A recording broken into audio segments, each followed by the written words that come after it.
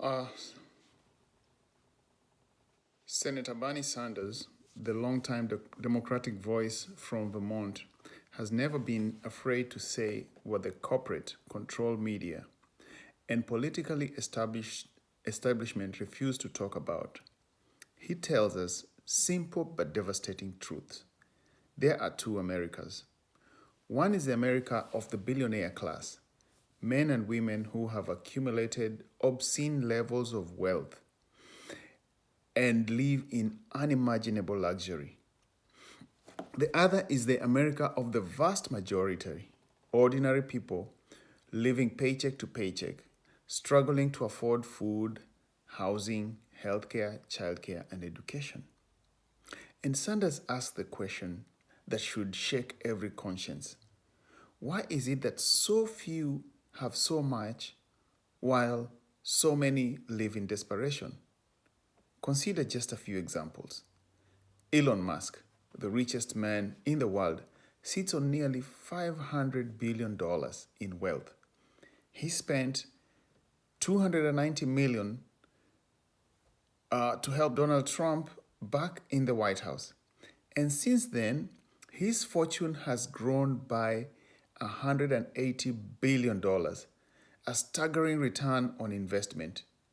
Tesla is even considering giving him up to $1 trillion if he hits certain corporate goals.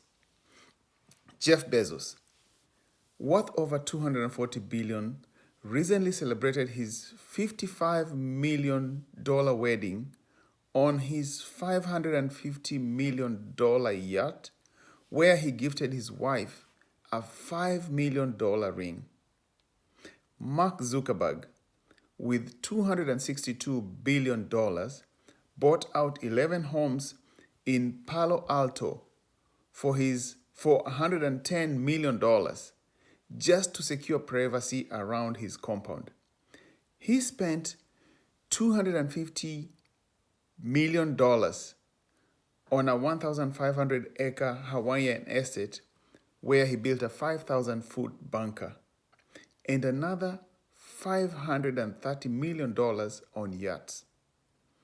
Larry Ellison, valued at $350 billion, once increased his fortune by $100 billion in a single day. He owns his own Hawaiian island, a fleet of jets, and now has ambitions to buy the media company empires like Paramount, CNN, and even TikTok. Meanwhile, the other America, weekly wages are lower than they were 52 years ago. Over 85 million Americans are uninsured or underinsured. Nearly 800,000 Americans are homeless.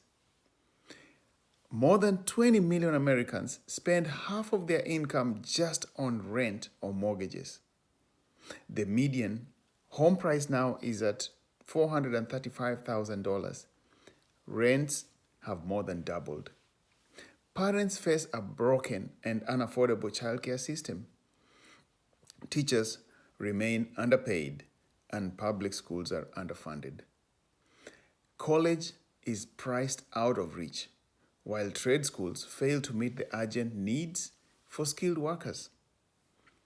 Tens of millions of older Americans have no retirement savings, no idea how they will live with dignity and respect in their later years. This is not an accident. This is not inevitable. This is the result of an economy and a political system rigged for the billionaire class, while ordinary Americans are told to settle for less. Bernie Sanders fights for the second America, the America of working families, the struggling middle class, the uninsured, the elderly, and the young people who deserve a future of hope, not debt. Because a nation this wealthy should not have millions of people living in poverty, while a handful of billionaires build yachts, bunkers, and private islands. Sanders' message is clear. It is time to build an America that works for all of us, not just the billionaire class.